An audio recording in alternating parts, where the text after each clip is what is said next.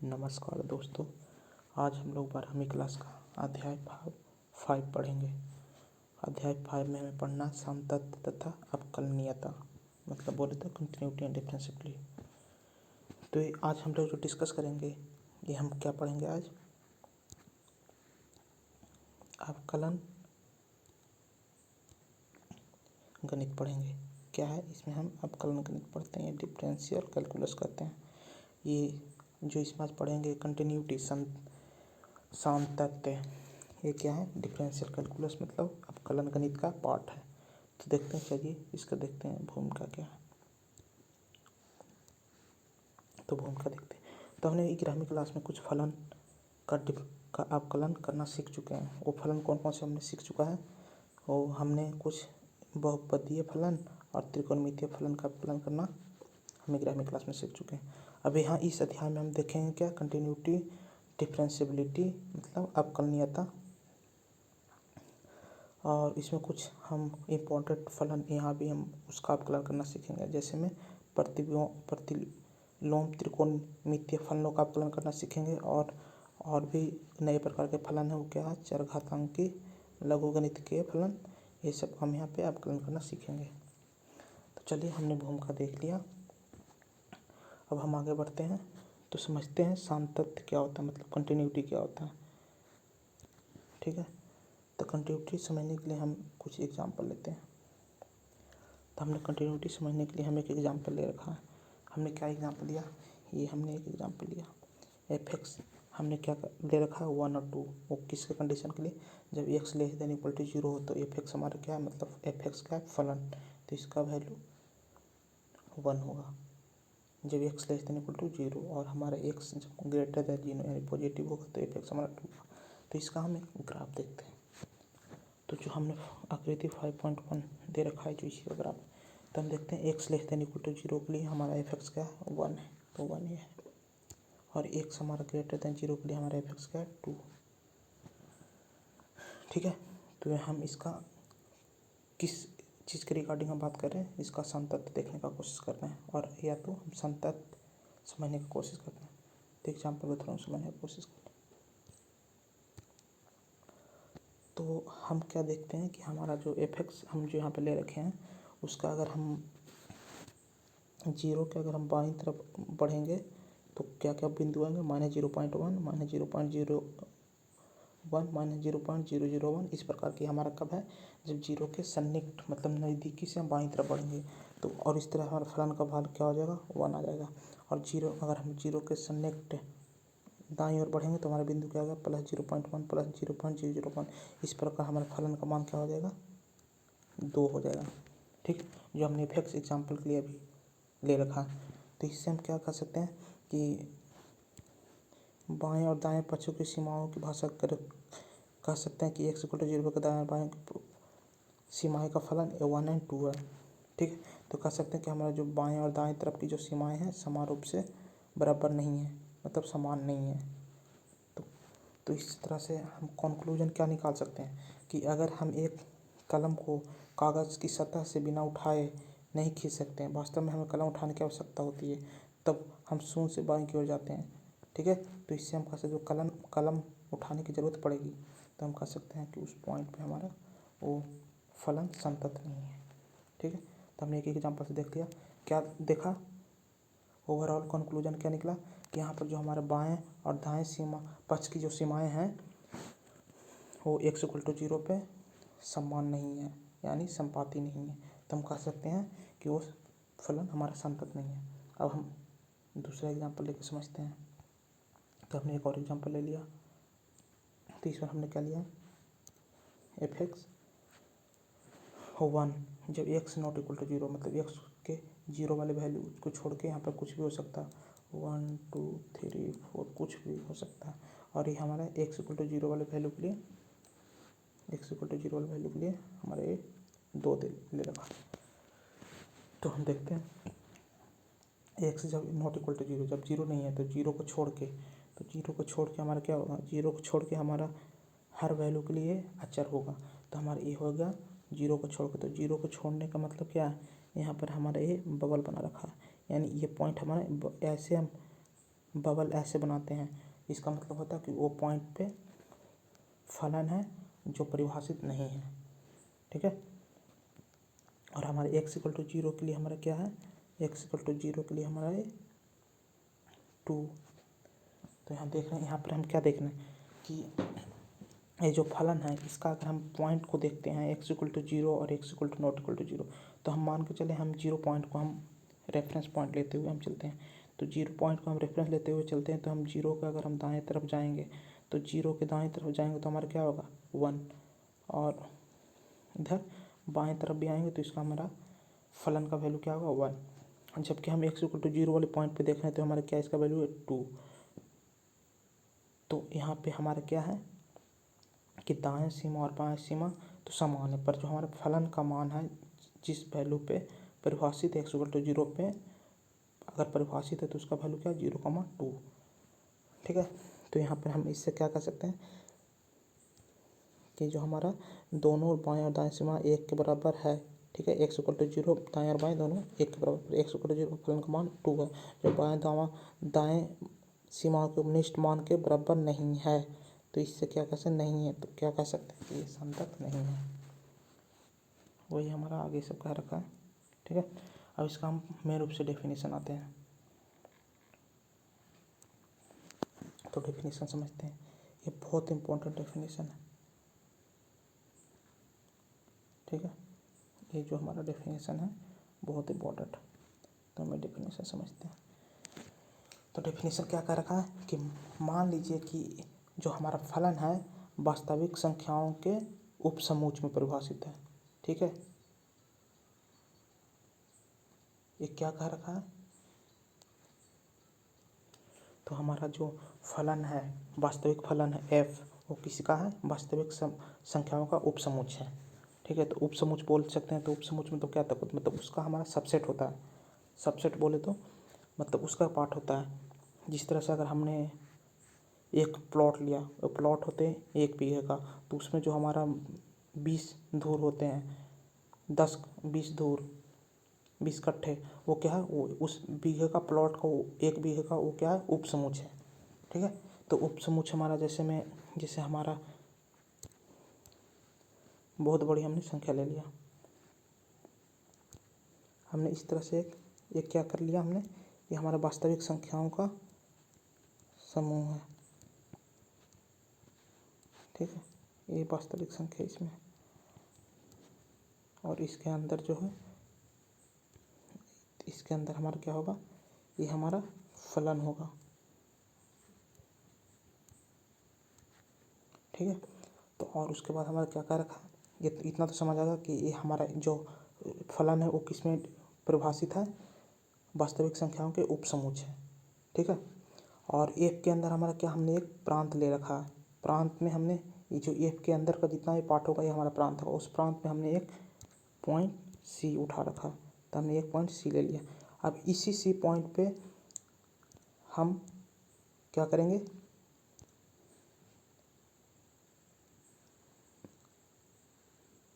कि फंक्शन संतत है। वो संतत कैसे है वो हम डिफाइन करने की कोशिश करेंगे कि हमारा जो फलन का प्रांत में जो पॉइंट है उस पॉइंट पे संतत फाइंड करेंगे। तो हम जो बेसिकली संतत को निकालने का कोशिश कर रहे हो किस पे, किसी पॉइंट पे, उस फलन के पॉइंट पे हम संतत डिफाइन करने की कोशिश कर रहे हैं। तो संतत डिफाइन करने का डिफिनीशन क्या होगा, यह भी हमारा अधूरा है।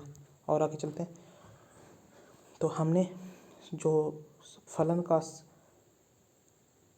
प्रांत में जो बिंदु लिया उस बिंदु पे हमने लिमिटिंग वैल्यू लेकर उसको हमने क्या कर दिया, उस फलन में पुट कर दिया, तो हमारा फलन क्या आ गया FC। ठीक है, अब इसका डेफिनेशन का जो मेन पॉइंट है, सबसे इम्पोर्टेंट पॉइंट है वो यहाँ पे ध्यान दीजिएगा। तो जो हमारा मेन पॉइंट है जो क्या है, यदि x इक्वल टू सुबह बाएँ पक्ष की सीमा दाएँ पक्ष की सीमा और फलन के मान के अस्तित्व है, यानी ये सभी एक दूसरे के बराबर हो। अगर ये तीन क्या क्या हैं,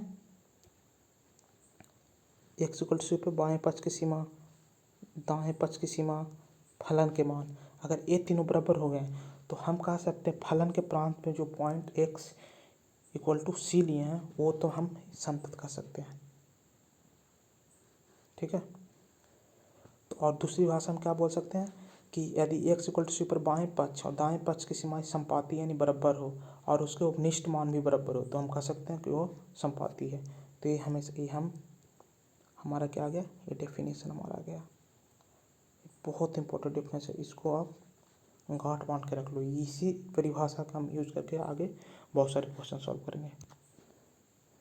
ठीक है, तो हम अब देखते हैं कुछ क्वेश्चन। सॉरी गाइस,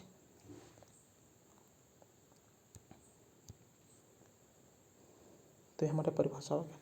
अब हम कुछ क्वेश्चन देखते हैं। एग्जाम्पल,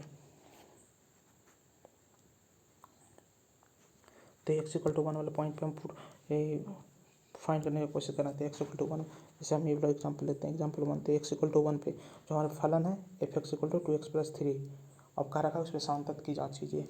तो हमने ये फलन तो है, फलन के प्रांत में हमने कौन से पॉइंट लिख रखा, x टू 1। तो x इक्वल टू 1 में परिभाषित करने पर हमारा क्या, इसका उपनिष्ठ मान क्या रहा, 5। जब हमने x इक्वल टू 1 पुट किया तो f(x) हमारा क्या आ जाएगा, f(x) हमारा हो जाएगा 2x प्लस 3। अगर इसमें हम f(x) में x का मान अगर 1 पुट करेंगे तो क्या आ जाएगा, 2 इंटू 1 प्लस 3, तो कितना आ जाएगा 5। वही बोल रखा है 5। ठीक है, x इक्वल टू 1 की सीमा स्पष्ट करते हैं तो लिमिटिंग वैल्यू लेकर फाइंड करेंगे तो भी 5 आएगा। यानी लिमिटिंग वैल्यू और उपनिष्ठ वैल्यू हमारा मतलब दाएं पक्ष की सीमाएं और बाएं पक्ष की सीमाएं ऐसे करें तो सीमाएं वाला वैल्यू और हमारा उपनिष्ठ मान जो इनपुट करके निकाला ये तीनों इक्वल हो तो हम कह सकते हैं x इक्वल टू 1 पे संतत है। ये सबसे बेसिक्स क्वेश्चंस हैं और जैसे जैसे इसका लेवल आगे बढ़ेगा और इंटरेस्टिंग होता जाएगा। हम एग्जाम्पल सेकंड देखते हैं। तो सेकंड एग्जाम्पल क्या कर रखा है कि यदि जांच कीजिए कि f(x) equal to x square x equal 0 पर संतत है कि नहीं। तो पहला मेथड तो हम इसको ऐसे ही करते हैं सॉल्व थ्योरेटिकली जैसे करते आ रहे हैं। तो हमने इसका क्या कर लिया, पहले हम x इक्वल टू 0 पे हम इसका उपनिष्ठ मान पता कर लिया तो मान कितना गया, 0 आ गया। अब उसका लिमिटिंग वैल्यू निकाला। लिमिटिंग वैल्यू कौन से वैल्यू पे, क्योंकि जो हमारे फलन के प्रांत पे कौन से वैल्यू है, किस पे संतत की बात करें, संतत हमेशा डिफाइंड होती है पॉइंट पे। तो पॉइंट कौन सी, x इक्वल टू 0। तो x इक्वल टू 0 पर पुट करने पर हमारा 0 आ रहा है।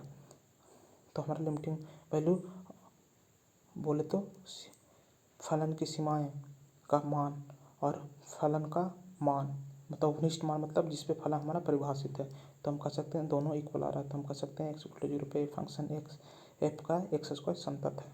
अब इसका दूसरा मेथड, इसको ऐसे भी देख सकते हैं। हमने f(x) का ग्राफ बना लिया है, x square f(x) equal to x क्या होता है, पैराबोलिक होता है, परवलय आकार का होता है। तो ये हमारा y equal to x square हो गया, ये इसका ग्राफ हो गया। ये मेथड 2 देख रहे हैं। तो मेथड 2 में हम क्या देते हैं, इसका पॉइंट किस पे बोल रखा, ये वाली पॉइंट, ये पॉइंट क्या है 0। अब 0 पे देखेगा तो इसका हम एक उपनिष्ठ मान 0 पे इसका कितना वैल्यू आएगा f(x) 0। और इसका दाएं साइड भी देखें और बाएं साइड भी देखें तो दोनों का वैल्यू 0 आ रहा है। तो इसका मतलब बोल सकते हैं कि हमारा जो बायां पक्ष की सीमाएं और दाएं पक्ष की सीमाएं और उपनिष्ठ मान तीनों इक्वल आ रहा है। तो हम कह सकते हैं कि ये हमारा function y equal to x square मतलब f(x) equal to x square क्या है, हमारा संतत है। एग्जाम्पल थर्ड देखते हैं।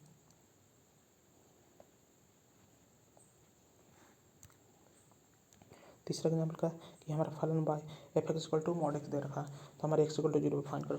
तो जब f(x) equal to mod x, जब इस तरह का हमारा फंक्शन आ जाए f(x) equal to mod x, तो इसको जो हम किस तरह से डिफाइन करते हैं, इसको हम इस फंक्शन को इस तरह से डिफाइन करते हैं कि हमारा x का वैल्यू जब निगेटिव हो मतलब ऋणात्मक हो तो हम उसको -x लिखते हैं फलन को, मतलब f(x) का वैल्यू -x हो जाता है।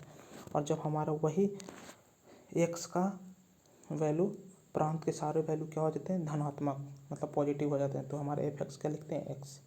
तो ये हम क्वेश्चन जब भी हमारा f(x) equal to mod x दिखे तो क्वेश्चन सॉल्व करने से पहले हम इसको इस तरह से कन्वर्ट कर लेते हैं।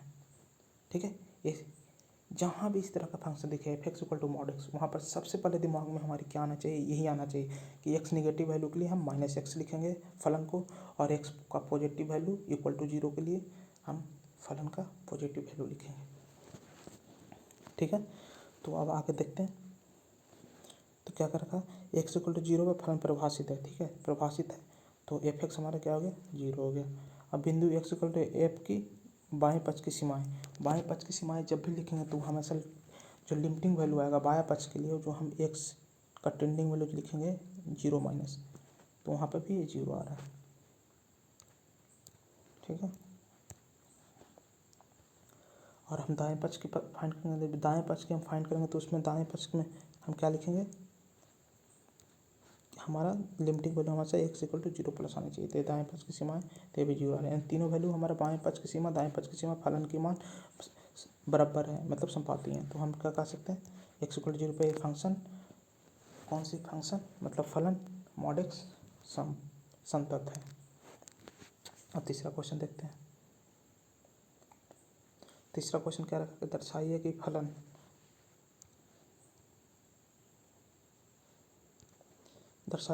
F X equal to X square plus 3 ये कब है, जब एक्स नॉट इक्वल टू 0, मतलब एक्स को 0 वैल्यू को छोड़ के सारे वैल्यू है 1 2 3 4 पर सारे वैल्यू माइनस इन्फाइनाइट से प्लस इन्फाइनाइट के बीच में, और एक्स इक्वल टू 0 पे हमारा क्या वैल्यू है 1, एक्स इक्वल टू 0 पे 1, और एक्स जब 0 नहीं है तो एक्स क्यू प्लस 3। तो हम क्या पूछ रखा है, एक्स इक्वल टू 0 पर संतत है या संतत नहीं है, ये हमें प्रूफ करना है। तो प्रूफ करने के लिए हम पहले तो हम एक्स इक्वल टू 0 जो पॉइंट हमारा जो सस्पेंशन पॉइंट लग रहा है, यहाँ पे दोनों में कॉमन क्या है, एक्स इक्वल टू 0, ये हमारा सस्पेंशन पॉइंट लग रहा है। ठीक है, तो हम एक्स इक्वल टू 0 पे फलन को डिफाइन करेंगे। तो फलन को डिफाइन करते हैं, तो एक्स इक्वल टू 0 पे हम फलन वैल्यू डिफाइन करेंगे। तो एक्स इक्वल टू 0 पे हमारा वैल्यू क्वेश्चन में दे रखा हो क्या है 1, तो एक्स इक्वल टू 0 पे इसका मान 1 हो गया। जब एक्स नॉट इक्वल टू 0 तो ये क्या है, एक्स क्यू प्लस 3, ये बहुपदीय है, मतलब इसका पावर 3 है, यानी बहुपद है। ठीक है, पावर 3 का बहुपद है। तो उस बहुपद में हम एक्स इक्वल टू जब 0 का वैल्यू पुट करेंगे तो हमारा क्या आएगा, ये देखो हम एक्स क्यू प्लस 3 पे हम 0 पुट किया तो हमारा क्या आएगा 0 क्यू प्लस 3 इक्वल टू 3। और हमारा तो हम क्या कर सकते हैं, एक्स इक्वल टू 0 पे एफ की सीमा एफ 0 के बराबर नहीं है, मतलब एक्स इक्वल टू 0 पे एफ 0 क्या था 1, और एक्स जब 0 उस वैल्यू के लिए बहुपदीय के लिए पुट किया तो हमारा वैल्यू 3 आ गया। यानी मैंने तो दोनों वैल्यू अलग अलग डिफर कर रहा, अलग अलग है, तो हम कह सकते हैं एक्स इक्वल टू 0 पे फलन संतत नहीं है। ठीक है, अब आगे आते हैं उदाहरण 5। ये एज एक तरह से पॉइंट ध्यान रखना, ये ऑब्जेक्टिव क्वेश्चन में बनते हैं। तो क्या कर रखा कि उन बिंदुओं की जांच कीजिए जिन पर अचर फलन, मतलब कांस्टेंट फंक्शन क्या है, संतत है। तो अचर फलन क्या होगा, एफ एक्स इक्वल टू के क्या है अचर, कुछ भी अचर 1 2 3 4 कुछ भी। ठीक है, तो हम क्या परिभाषा में अभी क्या कर रखा था कि वास्तविक फलन हमारा किसका उपसमुच होता है, वास्तविक संख्याओं का। तो वही हमारे इसमें क्या बोल रखा कि फलन सभी वास्तविक संख्याओं के लिए परिभाषित है। तो किसी भी वास्तविक संख्या के इसका मान के है, मतलब वास्तविक संख्या मतलब अचर है वो वास्तविक संख्या ही है के, तो उसका मान लीजिए कि सी एक वास्तविक संख्या, उसके प्रांत में अचर फलन के प्रांत में हमने एक मान लिया बिंदु सी जो कि वास्तविक संख्या है। तो सी पे हम वैल्यू फाइंड करते हैं तो हमारा के आ गया। तो हम कह सकते हैं कि अगर वास्तविक संख्या है, वास्तविक संख्याओं का समूह वास्तविक फलन है, तो उसके अंदर जो प्रांत पे अगर संतत है तो हम कह सकते हैं फलन वास्तविक संख्याओं के लिए संतत है। यही तो बोल रखा, ये हमने डेफिनेशन ही तो किया था परिभाषा में ही, जो पहला परिभाषा देखा था उसमें डिफाइन किया था हमने। अब हम उदाहरण 6 देखते हैं, छठा उदाहरण। तो क्या करेगा कि बस ये भी याद रखिएगा, ये भी ऑब्जेक्टिव क्वेश्चन सीधा पॉइंट है, पॉइंट बनता है। तो क्या कि वास्तविक संख्याओं के तत्सक फलन F X equal to X प्रत्येक वास्तविक संख्याओं के लिए संतत होता है। तो अभी हमने क्या देखा ऊपर पहले हमने देखा था संतत अचर फलन के लिए, अब इस देख रहे हैं तत्सक फलन के लिए। तो तत्सक फलन के लिए भी सेम ही डिफाइंड होगा, जो हम फल परिभाषा का यूज करके हम करेंगे। तो परिभाषा में प्रत्येक बिंदु पर परिभाषित होगी, तो वास्तविक संख्या सी के लिए एफ सी होगा, तो उस एक्स के प्रांत में सी पॉइंट ले लिया, उसका टेंडिंग बिंदु तो सी आ गया। तो हम कह सकते हैं कि वास्तविक संख्याओं के लिए हमारा फलन वास्तविक फलन है, तो इसलिए कह सकते हैं कि हमारा कि फलन के किसी प्रांत के किसी बिंदु पे अगर क्या है संतत है तो कह सकते हैं वो फलन पूरा का पूरा संतत है। अब हम आते हैं परिभाषा, दूसरे परिभाषा देखते हैं। एक परिभाषा हमने देख रखा, अब हम दूसरे परिभाषा किस तरह से कर सकते हैं दूसरे परिभाषा कहते हैं प्रदत्त बिंदु किसी फलन के संतत को परिभाषित करने या इन परिभाषाओं का प्रसार एक्सटेंशन करके किसी फलन को उसके प्रांत में संतत पे विचार करेंगे। मतलब इस तरह इस बार हमारा प्रसार दे रखा है, मतलब इस बार परिभाषा हमारा किस तरह से है, इस बार परिभाषा हमारा ये है तो क्या एक वास्तविक फलन एफ है, ठीक है, क्योंकि हमारा वास्तविक फलन किसका उपसमुच है, वास्तविक संख्या का, तो उस फलन के प्रांत के प्रत्येक बिंदु पर संतत है, ठीक है। क्या कर रखा है, एक वास्तविक फलन एफ संतत कहलाता है यदि एफ के प्रांत के प्रत्येक बिंदु, इस बार उस पिछले डेफिनेशन में क्या देखा, एक स्पेसिफिक पॉइंट हमने ले रखा था बिंदु, वो बिंदु क्या था सी, जो कि एफ के प्रांत में था। इस बार कह रखा कि जो हमारे फलन के प्रांत में जितने भी बिंदु है सब पूरे पूरे क्या है संतत है, तो उसको हम देखते हैं समझते हैं। तो इस बार हमने फलन ले रखा, फलन क्या ले रखा, एफ एक ऐसा फलन है, ठीक है, जो समवृत्त अंतर्वल मतलब क्लोज इंटरवल ए से बी में परिभाषित है। तो एफ के संतत होने के लिए ए बी, तो ये क्या है एंड पॉइंट है जो प्रत्येक बिंदु पर सतत होगा। तो फंक्शन जो हमारा इस तरह से डिफाइंड है, तो फंक्शन हमारा कहाँ से कहाँ, ए से बी के बीच, जो फलन क्या है बोल रहा है कि इससे इसके बीच संतत होगा, ठीक है। तो संतत होने का कंडीशन क्या होगा, अगर संतत हमारे ये दोनों पॉइंट पे अगर चेक हो गया, ए वाली पॉइंट पे और बी वाली पॉइंट पे, तो ए वाली पॉइंट पे संतत चेक करने का क्या तरीका, अभी हमने बताया था कि जब हम क्या बताया था, जब हम ए तरफ से हम किधर जाएंगे, हम बाएं तरफ से दाएं तरफ जाएंगे तो हमारा रेंज कहाँ तक जाएगा, बी तक, पर बी से छोटा होगा। तो हमारे ए का एक्सटेंडिंग वैल्यू कहाँ है, तो इसको हम क्या लिख सकते हैं ए प्लस। तो ए प्लस के लिए हमारा टेंडिंग वैल्यू के लिए हमें क्या हो जाएगा, फलन का वैल्यू एफ ए। अब हम बाउंड्री पॉइंट बी पे आते हैं जो कि हमारा दाएं तरफ है, तो इस पर दाएं तरफ से कहाँ जाएंगे, बाएं तरफ। तो बाएं तरफ जाएंगे तो क्या होगा, बी से जो अगला वैल्यू होगा वो थोड़ा कम ही होगा, तो इसको हम दिखाएंगे बी माइनस, ठीक है। तो इसका संतत बी पे क्या होगा एफ बी। तो हमने देख लिया ये हमारा क्लोज्ड इंटरवल मतलब समवृत्त अंतराल में हमारे परिभाषित है तो क्या है, इसी इंटरवल में हमारा सारे पॉइंट ए से बी के बीच जितना भी पॉइंट आएंगे उस पर वो फलन हमारा संतत होगा, ये हमारा परिभाषा में कह रखा, ठीक है। तो ये क्या है, इस बार हमारा अंतराल दे रखा था समवृत्त अंतराल, उसमें हमारा डिफाइन कर रखा है। तो कह रहा था एफ केवल एक बिंदु पर परिभाषित है तो उस बिंदु पर सतत हो, यदि एक एकल समुच्चय तो एक पर संतत फलन होता है, ठीक है। कुछ एग्जांपल देख लेते हैं। एग्जांपल क्या है, एफ एक्स मॉड एक्स, तो ये परिभाषित फलन एक संतत फलन। देखिए पिछला बार हमने किया था पहला परिभाषा से, इस बार इसको हम कर रहे हैं दूसरे परिभाषा से। तो इस बार क्या कर रहा है, हमने इंटरवल में इसको डिफाइन किया। तो हमने क्या कहा था, F X equal to mod X, जहाँ भी देखो सबसे पहले हमारे दिमाग में ये आना चाहिए कि एक्स जब निगेटिव है तो हमारा माइनस एक्स होगा, और एक्स जब पॉजिटिव है इक्वल टू जीरो है तो हमारा एक्स होगा, ठीक है। तो उदाहरण 30 से हम इसको जानते हैं कि संतत है, पर इसके हिसाब से हमें समझना है तो क्या करेंगे, हम बाउंड्री पॉइंट लेंगे किसको, तो सी एक वास्तविक संख्या है तो सी निगेटिव के लिए हमारा क्या होगा एफ सी माइनस सी, इसमें पुट करेंगे निगेटिव के लिए, तो हमारा नेगेटिव के लिए टेंडिंग वैल्यू ये होगा क्यों होगा। और जब एफ एक्स हमारे एक्स टेंड टू सी है तो एफ सी है, ठीक है। तो ये हमारा एफ के ऋणात्मक वास्तविक संख्याओं के लिए संतत है। तो सी इसी तरह अगर वास्तविक संख्या तो पॉजिटिव वैल्यू के लिए एफ सी होगा, तो ये ऐसा। तो इसमें क्या कर रखा है हमने, एक जो इंटरवल ए से बी के बीच का इंटरवल तो उसमें हमने एक पॉइंट सी उठा लिया। तो सी उठाने पे हमारा क्या हुआ कि ये हमारा एफ सी आ गया। तो कह रहा है कि एफ सभी धनात्मक संख्याओं के संतत है, चूँकि एफ सभी बिंदुओं पर संतत है तो हम कह सकते हैं, अगर सभी बिंदुओं पर संतत आ गया तो हम कह सकते हैं ये हमारा फलन है जो संतत है। ये हमारा किसके हिसाब से, डेफिनेशन 2 के हिसाब से। अब आते उदाहरण 8वें उदाहरण। तो 8वां उदाहरण क्या करें, एक फंक्शन दे रखा तो इसको संतत पर विचार करिए। तो फिर से हम वही डेफिनेशन, इसमें हम डेफिनेशन दो डेफिनेशन है, कोई भी डेफिनेशन, तो इसके लिए हम सेकंड डेफिनेशन ले लेते हैं। तो इसमें क्या कर रखा कि हमारा जो है ये प्रत्येक वास्तविक संख्या सी के लिए परिभाषित है। ये जो हमारा फलन है जो हमारे वास्तविक संख्याओं के लिए परिभाषित है, क्योंकि फलन क्या है वास्तविक संख्याओं का उपसमुच्चय है। ठीक है, तो सी के मान अगर इसमें पुट कर दे, उसके इंटरवल में कोई भी ले ले, तो ये हमारा ये आ गया। तो हम इसका tending value limiting value C के लिए हम वास्तविक संख्या, तो उसका प्रांत में कोई बिंदु ले लिया, सी वही वास्तविक है, तो उस पर ये आ गया। तो हम कह सकते हैं इसीलिए प्रत्येक वास्तविक संख्या एफ संतत, इसका मतलब एफ एक संतत फलन है। अगर ये सभी वास्तविक संख्याओं के लिए फलन संतत आ रहा है तो कह सकते हैं फलन हमेशा के लिए संतत है। अब उदाहरण 9वां देखते हैं। तो 9 में देखते हैं, तो 9वां क्या है कि F X equal to 1/x, X not equal to 0।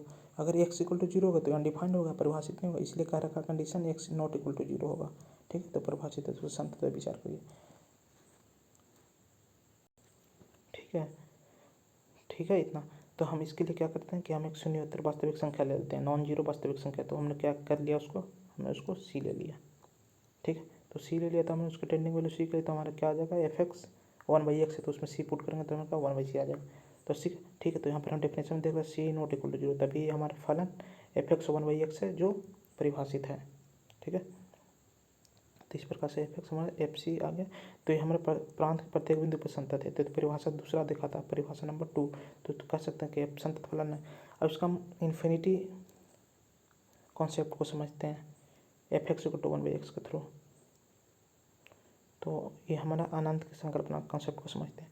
तो F X equal to 1/x जब हम ले लिया, तो एक्स इक्वल टू 0 को निगस्ट मान को, तो हमने इसका दाएं तरफ के देखते हैं, दाएं तरफ का सन्निहित मान। ठीक है, दाएं तरफ के सन्निहित मान, तो एक्स इक्वल टू 0 पे दाएं मान का, तो यहाँ पर हमने एक टेबल बना लिया। टेबल कैसे बनाया, वैल्यू पुट कर करके एक्स इक्वल टू 1 पुट किया तो एफ एक्स आया 1, एक्स इक्वल टू 0.3, तो ऐसे पुट करके। तो यहाँ ऑब्जर्वेशन हम अगर सही से देखेंगे तो हमारा क्या होगा कि जैसे जैसे हमारा एक्स का वैल्यू क्या हो रहा है, घटता जा रहा है, मतलब एक्स हमारा 0 के नज़दीक आता जा रहा है, वो भी किधर तरफ से, वो भी दाईं तरफ से। ठीक है, नज़दीक आता रहा है, तो एफ एक्स का वैल्यू हमारा बढ़ता जा रहा है। ये आगे हम ग्राफ में देख सकते हैं इसका। देखिए, तो इसका हम ग्राफ समझने की कोशिश करते हैं। तो ये हमारा जो है, ये क्या हो गया, ये हमारा दाएं तरफ के लिए जो कंक्लूजन हमने किया, ये दाएं तरफ के लिए हो गया। ये क्या हो गया, दाएं तरफ। ठीक है, जो हमने अभी एनालिसिस किया। अब बाएं तरफ के लिए आते हैं। तो बाएं तरफ के लिए हमारा क्या हो जाएगा, बाएं तरफ के लिए हम अपनी ये सारणी देख सकते हैं। ये किसके लिए है, 0 के दाएं तरफ के लिए। तो दाएं तरफ में क्या रहा, जैसे जैसे हम वास्तविक ऋणात्मक वास्तविक संख्या 0 के मतलब अत्यंत निकट आ चुका है, तो एफ एक्स के कम किया जा रहा है। मतलब देख रहे हैं वहाँ पे एक्स अगर -1 पुट किया तो हमारा क्या होगा, -1 एफ एक्स आ गया। एक्स -0.3 तो एक्स हमारा -3.33 आ गया। तो इसमें क्या आ रहा है कि प्रदर्शन को लेकर हमारा कम होता जा रहा है, मतलब एफ एक्स हमारा बाएं तरफ के लिए माइनस की तरफ जा रहा है, जबकि प्लस के लिए प्लस इन्फाइनाइट की तरफ। तो ये हम पॉइंट पुट करके देख के तो हमने देख लिया। तो ये हमारा क्या हो गया, ये हमारा बाईं तरफ हो गया। ठीक है, तो इस तरह से हम इसका वास्तविक मतलब इनफाइनाइट का हम कॉन्सेप्ट समझ सकते हैं F X equal to 1/x लेके। अब हम 10वें नंबर उदाहरण पे आते हैं। 30 बार देखो, हमारे जो क्या दे रखा, एफ एक्स हमारा ए दे रखा। तो शॉर्टकट मेथड, इसको हम सॉल्व करने के तरीके देखते हैं। तो तरीके क्या है, तो हमने क्या किया, एफ एक्स हमारे X less than equal to, तो 1 पे हमारे x + 2 है, और जबकि x ग्रेटर देन 1 के लिए x - 2 है। ठीक है, तो F X equal to X + 2 का ग्राफ हम किस तरह बना सकते हैं, एक ग्राफिकल मेथड भी देख सकते हैं।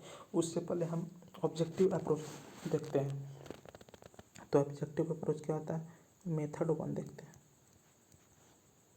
तो ऑब्जेक्टिव अप्रोच क्या है, यहाँ पर हम जो देख रहे हैं हमारा पॉइंट जो पता चल रहा है x इक्वल टू 1 के लिए, तो हम x इक्वल टू 1 के लिए हम संतत पता करना चाह रहे हैं फलन का। अगर हमारा फलन सारे प्रांत के सारे बिंदु पे संतत आ रहे हैं, और लेकिन किसी एक पॉइंट पे हमारा संतत को डिफाइन नहीं कर पा रहा है, मतलब सेटिस्फाई नहीं कर पा रहा है उसके परिभाषा को, तो हम कह सकते हैं कि वो फलन हमारा संतत नहीं है। ध्यान रखिएगा। तो x1 पुट किया तो हमने x के 1 के लिए कौन से x less than equal to 1 के लिए हमारा क्या है x+2, तो इसमें 1 पुट किया तो f(x) हमारा क्या आ गया 3। और जब हमने पुट कर दिया x ग्रेटर देन 1 के लिए तो इसमें हमारा f(x) क्या आ गया टेंडिंग में, तो इसको पुट करने तो क्या आ रहा है 1। तो हमने देख रहा हमने जो अलग अलग सीमा के लिए डिफाइंड है, जो बाएं और दाएं तरफ सीमा के लिए, वहाँ पे हमारा वैल्यू अलग अलग आ रहा है, तो हम कह सकते हैं फलन संतत नहीं है। अब दूसरा मेथड ये जो इन्होंने दे रखा है ये सब्जेक्टिव अप्रोच, मतलब पेपर में लिख के किस तरह सॉल्व करना है, तो अप्रोच ए है।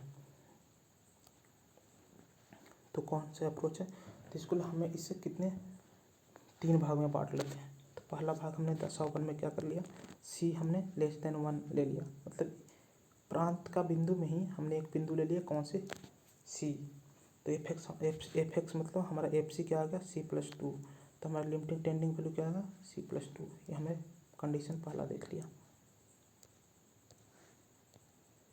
अब कंडीशन सेकंड देखते हैं। तो सेकंड कंडीशन क्या है C ग्रेटर देन 1, तो वहाँ पर एफ सी क्या था C-2, तो C-2 आ गया। तो हमारा वहाँ पर लिमिटिंग वैल्यू पुट करने पर क्या आ रहा था ये आ रहा C-2 एफ सी C-2। अब तीसरा कंडीशन हमने क्या ले लिया C=1 पे, C=1 पे हमने पुट करें x1 तो क्या आ गया 3। ठीक है। और जब दाएं पक्ष में, ये तो बाएं पक्ष में हमने पुट किया तो हमारा 3 आ गया, जबकि दाएं पक्ष में हमने पुट किया तो -1 आ गया। तो इससे क्या कर सकते हैं हमारा दायां पक्ष और बायां पक्ष इक्वल नहीं है, तो कह सकते हैं हमारा संपाती नहीं है। अब तीसरा मेथड हम ग्राफ से भी देख लेते हैं। तो हमारा जो x का वैल्यू जो ग्रेटर देन 1 है उसके लिए हमारा ग्राफ क्या है, ग्राफ हमारा ये है, क्या है x-2। ये तीसरा मेथड बता रहा हूँ। तो x-2 ये हमारा जब x का वैल्यू हमारा ग्रेटर देन 2 है तो उसके लिए सारे वैल्यू पे हमारा फलन संतत है। और बाकी ध्यान रखिएगा ये जो बबल बना रखा है, ये जो बबल है इसका मतलब क्या होता है यहाँ पर हमारा 1 इंक्लूडेड नहीं है, क्योंकि हमारा जो वैल्यू बात हो रही है प्रांत के किस बिंदु के बाद के वैल्यू की बात हो रही है x ग्रेटर देन 1 के लिए, तो यहाँ पर ये हमारा x-2 आ गया। और जबकि वही हमारा 10/1 में जो था C<1, तो C<1 के लिए ये आ गया, तो ये क्या हो गया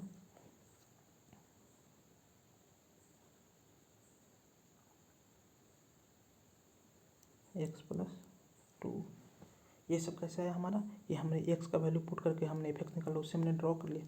तो हम देख रहे हैं कि हमारा यहाँ पर 1 के वैल्यू पे हमारा ये ग्राफ अलग है। तो देख रहे हैं हमारा अगर 1 का हम अगर राइट हैंड साइड देखें मतलब दाईं तरफ, तो हमारा वैल्यू कुछ और आ रहा है। और वही हम इसके जब 1 वाले पॉइंट के हम जब बाएँ तरफ जब देखें तो हमारा वैल्यू कुछ और आ रहा है। यानी हम कह सकते हैं इसका हमारे दाएँ तरफ की सीमाएँ के वैल्यू x=1 वाले बिंदु पे और बाएँ तरफ की मान वो हमेशा इक्वल नहीं आ रहा, तो इससे कह सकते हैं कि हमारे x=1 पे वो संतत नहीं है। बाकी सारे प्रांत के सारे बिंदु के लिए वो संतत है।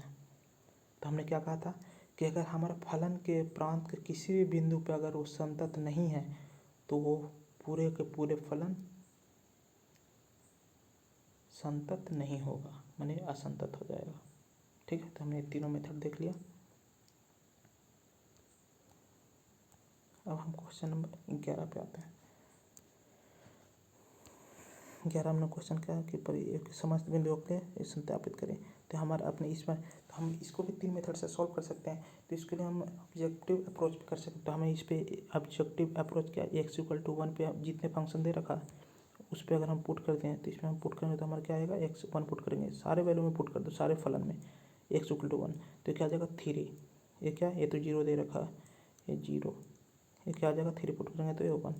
तो देख रहे हैं सारा हमारा तीनों वैल्यू अलग अलग आ रहा है।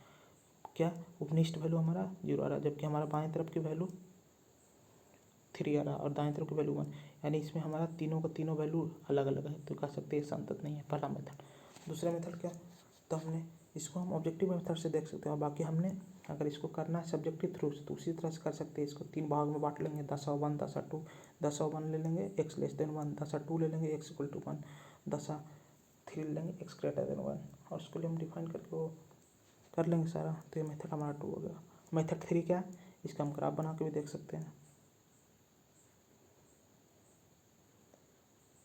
ठीक है। तो इस तरह से इसका हम डिस्कशन कर सकते हैं। अब उदाहरण ये है, तो इसमें भी ये भी वैसे अप्रोच कर सकते हैं, या तो इसका ऑब्जेक्टिव अप्रोच जिसे हमने पिछला 2 क्वेश्चन किया है, ठीक है।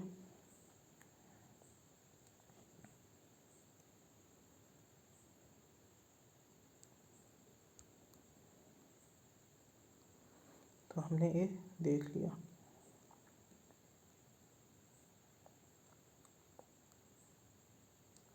तो इसको भी वैसे कर सकते हैं, तो इसको भी देख लेते हैं।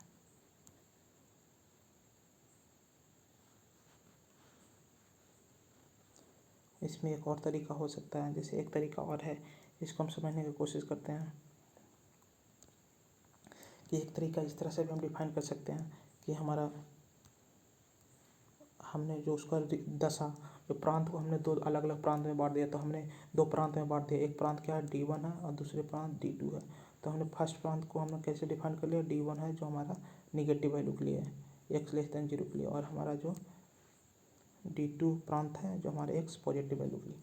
तो हम 10(1) में कर सकते हैं कि 10(1) में हमने ले लिया जो पॉइंट है वो कौन से प्रांत में है, D1 प्रांत में है। तो उसके लिए लिमिटिंग वैल्यू लेके हमने उसमें फाइंड कर लिया कि वो संतत है, और संतत है तो हम उसका D1 निगेटिव वैल्यू को, तो हम देख सकते हैं हमारा कौन सा ग्राफ है, ये ग्राफ है। और वही हमारा 10(2) में देख सकते हैं, 10(2) में हमारा क्या आएगा, जो बिंदु व प्रांत D2 में है, तो D2 में वो ग्राफ ये आ गया।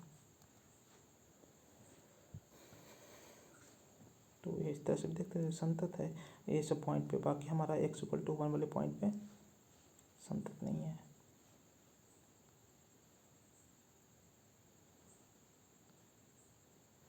तो ये तो हमारा आकृति इस तरह से पिछले के लिए हो गया, उस तरह से डिफाइन कर सकते, तो उसके आकृति के लिए हम यहाँ पे देख सकते हैं कि समझ बिंदु के लिए प्रांत के लिए, तो जिस तरह से हमारा जिस तरह से हमारा पहले ग्राफ के लिए, तो उसी तरह इसमें हम देख सकते हैं, इस आकृति में इसमें देख सकते हैं, तो उसी तरह इसको डिफाइन कर सकते हैं। हमने इसे बहुत सारे क्वेश्चन देख रखा, तो आप समझ सकते हैं। तो हम एग्जाम्पल 13 में आते हैं। तो 13 एग्जाम्पल क्या क्या संतत, हमने ये फलन 2 अलग अलग दे रखा। तो x>0 पे हमने क्या ले लिया, f(x) क्या है, x, तो हमने ये f(x) का ग्राफ है। ये ग्राफ हमने कैसे किया, पॉइंट पुट कर करके। और जो हमारा x जब निगेटिव वैल्यू, निगेटिव मतलब लेफ्ट साइड बाई एक्सिस के, तो हमारा ये क्या है, f(x) क्या है, x² निगेटिव वैल्यू के लिए।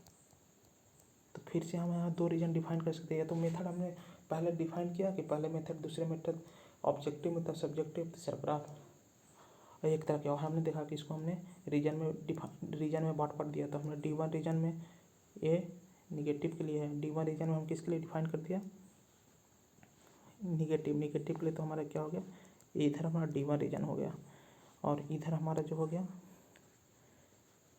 D3 हमने ले लिया क्या, पॉजिटिव वाला रीजन। तो ये हमारा ये क्या हो गया, D3। और हमारा जो D2 ले लिया, D2 क्या लिया, 0 वाले पॉइंट, तो ए वाले पॉइंट पे हमारा 0 वाले पॉइंट पे स्पेसिफिक D2 हो गया। तो हम देख रहे हैं ग्राफ से भी देख सकते हैं कि हमने D2 पे हमारा D2 रेंज में जो हमारा फलन का मान आ रहा है वो क्या रहा है, 0। तो इसमें हमारा जो f(x) क्या आ रहा है, 0 आ रहा है f(0) पे। और इधर देखिए 0 वाले वैल्यू पे, इस पर भी देख सकते हैं 0 वाले पॉइंट पे हम संतत फाइंड कर रहे हैं। तो f(x)=0 पे 0, तो ये भी 0 ही आ रहा है यहाँ करीब करीब। और इधर हम निगेटिव वैल्यू के लिए D1 प्रांत में देखते हैं, तो हमारा 0 ही आ रहा है। तो हम कह सकते हैं D1, D2, D3 प्रांत तीनों में हमारा वैल्यू सेम आ रहा है,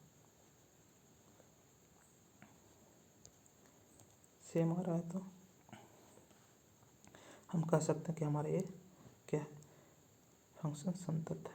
तो ये हमारा संतत है, तो ये हमारा हम वैसे दशा से भी देख सकते हैं। और सब्जेक्टिव O1 में बांट दिया D1 को। D1 में हमारा फंक्शन f(x)(x² है। दशा D3 में हमारा फंक्शन f(x) है और D3 में हमारे x=0 है। तो हम इस तरह से कह सकते हैं कि तीनों वैल्यू हमारे इक्वल आ गया, तो ये संतत है।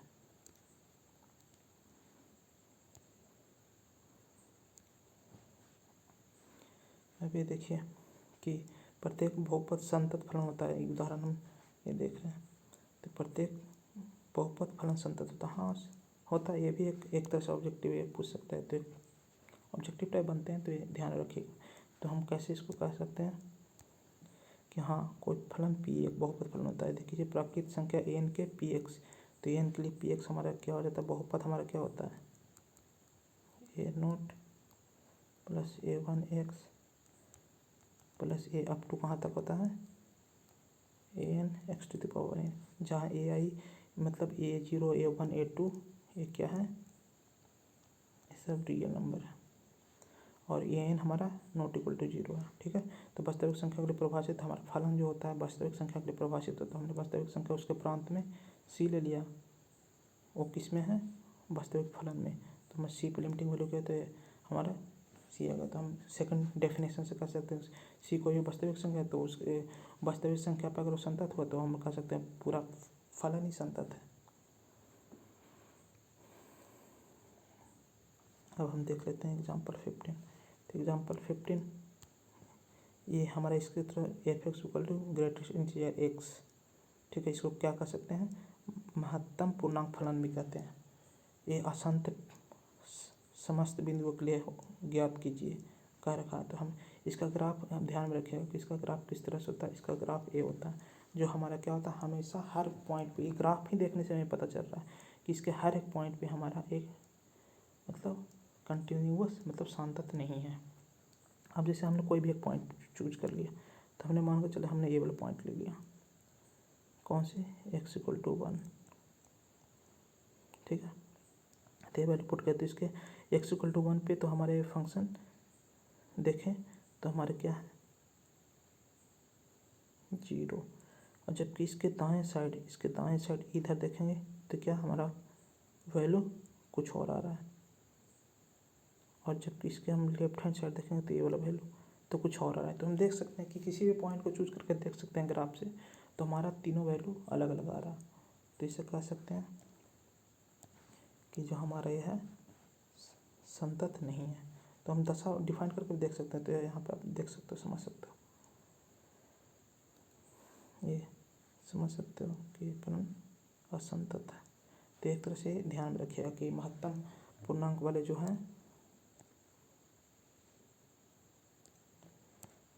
ये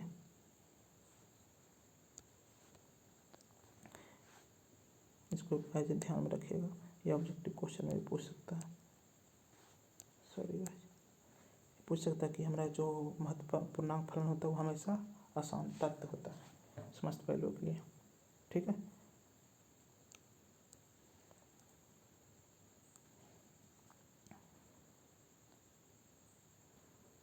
तो हमने देख लिया। तो हमें ये लेक्चर थोड़ा बड़ी हो जाएगी, तो इसको आज हम यहीं पे समाप्त करते हैं। अब बाकी की चीज़ें नेक्स्ट लेक्चर में देखेंगे, वो क्या है, उसमें हम संतत फलनों का बीजगणित देखेंगे। तो आज हम देख लिया, हमने भूमिका देख लिया और संतत का परिभाषा समझ लिया। उसमें हमने कितने एग्जाम्पल कर लिए, हमने जितने भी NCERT बुक के सारे एग्जाम्पल थे वो कर लिए। तो अब ये बहुत इंपॉर्टेंट कॉन्सेप्ट है। ये जैसे जैसे आगे हमारा टॉपिक बढ़ता जाएगा और हमारा इंटरेस्टिंग होता जाएगा, तो जैसे जैसे हमारा टॉपिक कवर होता जाएगा और आगे जैसे बढ़ेंगे और मज़ा आएगा। तो ठीक है दोस्तों, आज के लिए हम सभा समाप्त करते हैं। बाकी की चीज़ें हम नेक्स्ट लेक्चर में देखेंगे।